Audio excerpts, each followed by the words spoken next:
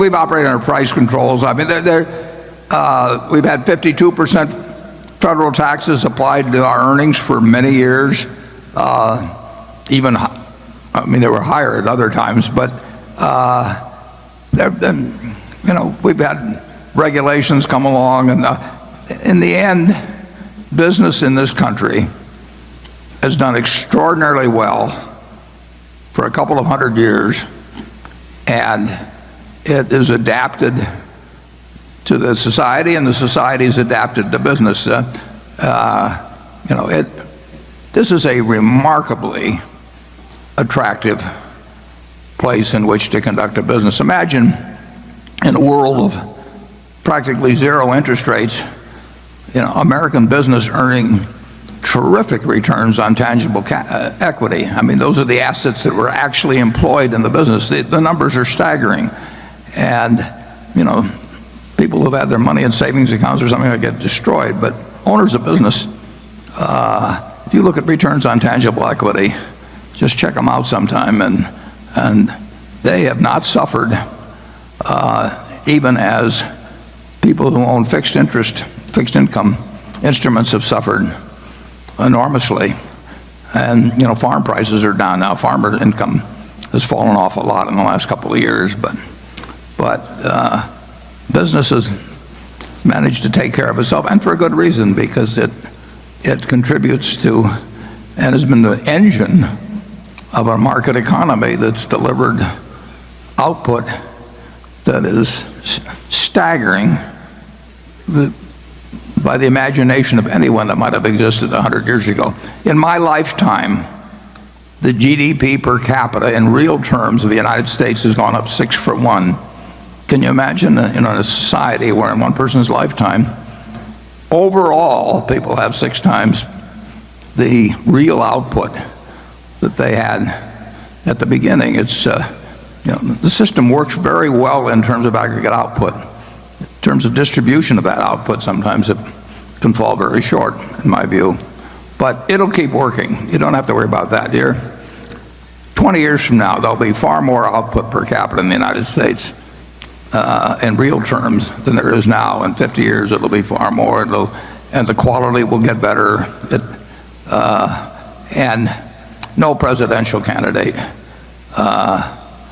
or president is going to end that. They can shape it in ways that are good or bad, but they can't end it. Now, Charlie, give something pessimistic here to balance me No, out. I want to say something optimistic, and I think that the GDP figures greatly understate the real advantage that our system has given our citizens. It underweighs a lot of huge achievements because they don't translate right into money in a certain way that the economists can easily handle. But the real achievements are, over the last century, say, are way higher than are indicated by the GDP figures, and the GDP figures are good.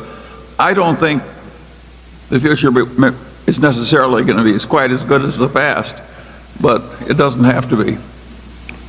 There's no one you'll run into, at least in my experience, that says, with my same talents, I wish I'd lived 50 years ago instead, and born 50 years earlier. But a majority of the American public thinks that it's a bad time to be born today compared to when they were born. They think your children will know. They're wrong. I mean, it's the pace of innovation. Just think how differently you're living compared to 20 years ago in terms of what you do with your time. Now, a lot of people may condemn it or something of the sort, but you're making free choices that were not available to you 20 years ago, and you're making them in a different direction than, I'm still staying with the landline, but you people are way ahead of me. If you had a silver bullet, which competitor would you take out and why? And sorry, you can't say Donald Trump. Which competitor and which businesses? I mean, you're asking about which competitor would you kill if you could? I don't think we have to answer this one. Charlie's a lawyer.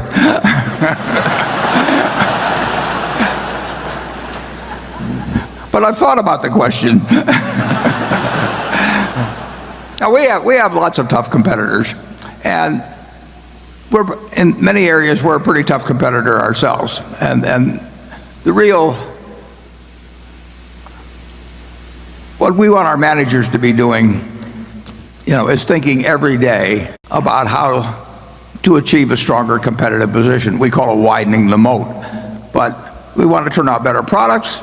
We want to keep our costs down to a minimum. We want to be thinking about what our customer is likely to be wanting from us, a month, a year, 10 years from now. And generally, if you take care of your customer, the customer takes care of you. But there are cases where there is some force coming along that really is, you may not have the answer for. And then, you get out of that business. We had that department store in Baltimore in 1966. And if we'd kept it, we would have gone out of business. So recognizing reality is also important. I mean, you do not want to try and fix something that's unfixable. And we're not targeting competitors for destruction. We're just trying to do the best we can everywhere. Spoken like an antitrust lawyer. Okay. We really hope to be the ones that the other guys want to use the silver bullet on it.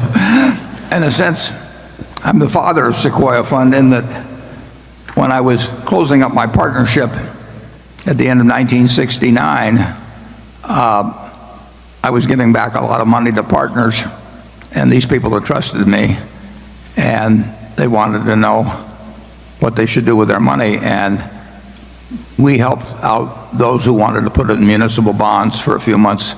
Bill Scott and I stayed around and helped those people come up with those, but most of them were equity-oriented type investors.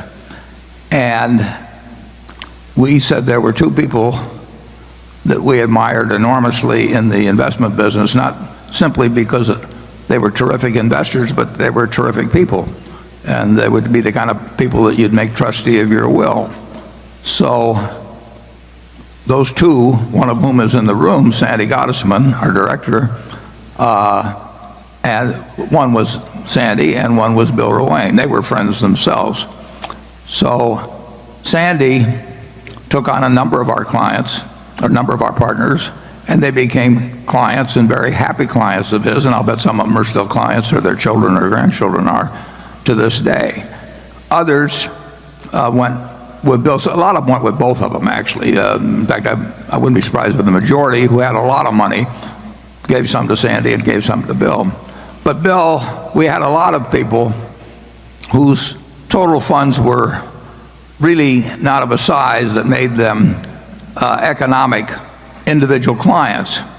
And so Bill, who would not have otherwise set up a fund, Bill said, I'll set up a fund, and it actually had an office in Omaha. John Harding, who used to work for me, became the employee here, and a number of our ex-partners, my ex-partners, joined Sequoia Fund as a way to find an outstanding investment manager, like I say, both for ability and for integrity, and could deploy small sums with him.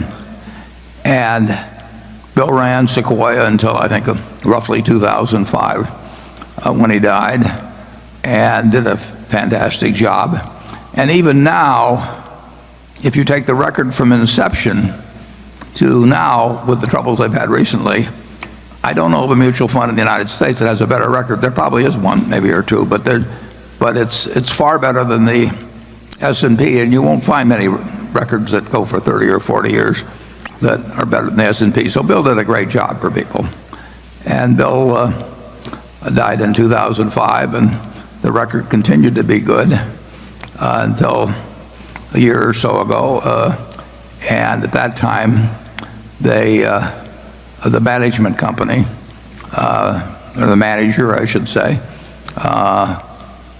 took an unusually large position in Valiant, and despite the objection of some people on the board, not only maintained that position, but actually increased it after a fair amount of doubt had been expressed by the board about the advisability of doing that. The record, like I say, to date, still from when started, is significantly better than average.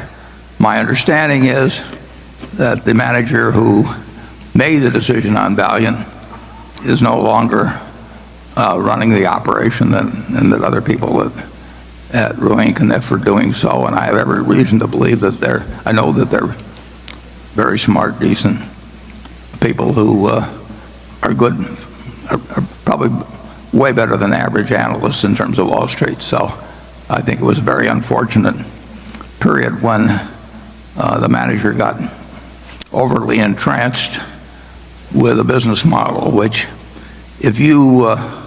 I watched the Senate hearings a couple of days ago when Senator Collins and Senator McCaslin interrogated 3 people from Valiant, and it was not a pretty picture. In my view, the business model of Valiant was enormously flawed. It had been touted to us. We had several people who urged us strongly to buy Valiant, wanted us to meet Pearson, all that sort of thing. But it illustrated a principle that Pete Keywood, I think, said many, many years ago. He said, if you're looking for a manager, find somebody that's intelligent, energetic, and has integrity. And he said, if they don't have the last, be sure they don't have the first 2. If you've got somebody who lacks integrity, you want them to be dumb and lazy, you know.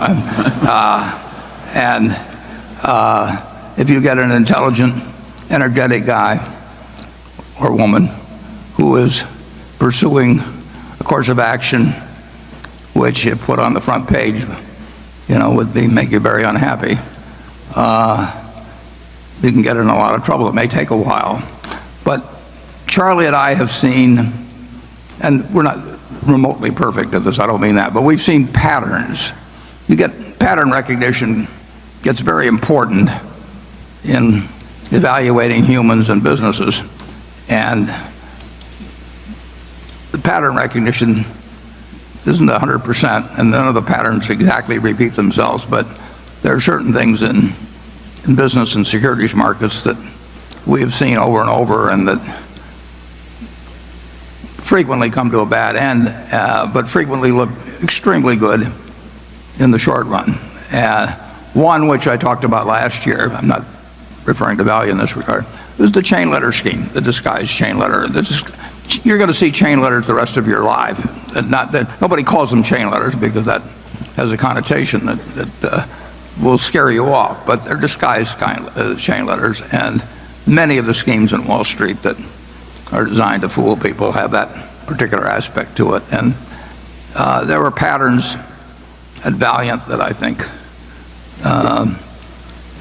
certainly if you go and watch those Senate hearings, I think you'll decide that there were patterns there that really should have been picked up on, and it's been very painful to the people of Sequoia. And I personally think that the people that are running Sequoia now are able people, and I'll get into in a second the difficulty of managing money. But first I'll give Charlie a chance to comment on this. Well, I totally agree with you that Sequoia, as reconstituted, is a reputable investment fund, and that the manager, as reconstituted, is a reputable investment advisor. And I've got quite a few friends and clients that use Ruane Cunniff, and I've advised them to stay with the place as reconstituted. And I believe you've done the same thing, haven't you? Right. So we trust, we think the whole thing is fixed. Now, Valiant, of course, was a sewer, and those who created it deserve all the opprobrium that they got.